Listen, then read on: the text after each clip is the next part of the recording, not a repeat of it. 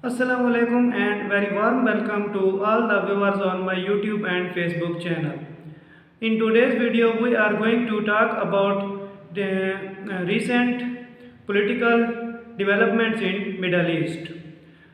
On March 10, China broke the deal between arch rivals in the Middle East, Iran and Saudi Arabia, in which the two countries agreed to reopen embassies after a 7-year break.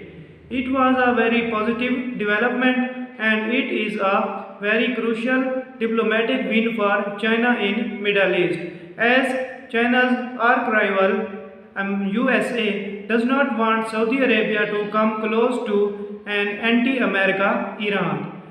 The rift between USA and Iran is mainly due to Iran's nuclear program and Iran's anti-America and anti-Israel narrative.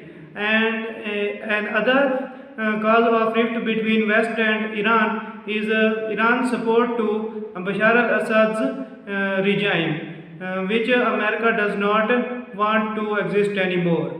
This deal represents China's first foray into the Middle East mediation, an area which was occupied by the Washington for last 2 decades. This deal is much crucial, but the significant consequences like solution of the civil war in Yemen are not guaranteed so far, or we can say that they are very far from being guaranteed. But the hopes of de-escalating civil war in Yemen are more realistic now. Much of the world was stunned by who broke the deal, and that was China. This news definitely signaled China's growing influence in Middle East, not economically, as China is already a large importer, or we can say that largest importer of the Saudi oil, and China makes heavy exports to the Saudi Arabia and other Gulf countries already. But China's influence is growing politically and diplomatically, and that is definitely a reason of concern for USA and its Western allies. And the other story is that Arab countries want to normalize their relations with Syria, where Bashar al-Assad regime is in power, despite of US and its Western allies opposing this. It will include easing of sanctions and other economic integrations. And we will also see Syria getting back into the Arab League, from which it was suspended in 2012 after its brutal oppressing of the Arab Spring in Syria in 2011. This move is championed by United Arab Emirates and has a potential to reorder the balance of power in the Arab region.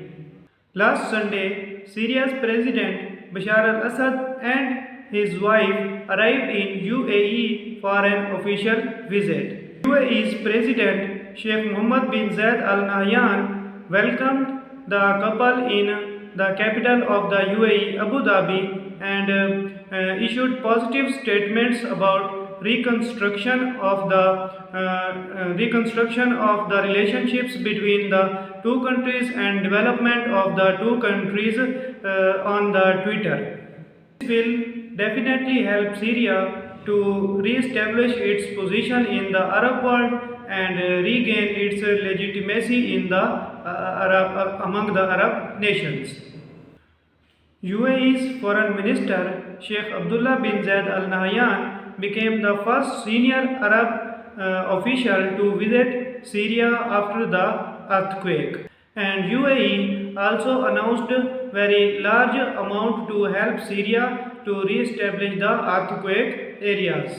In past, another important Muslim country, Pakistan, also tried to mediate between Iran and Saudi Arabia, but this time Pakistan seems completely out of equation. Pakistan is now involved in its own political and economic crisis, and Pakistan is facing a risk of default.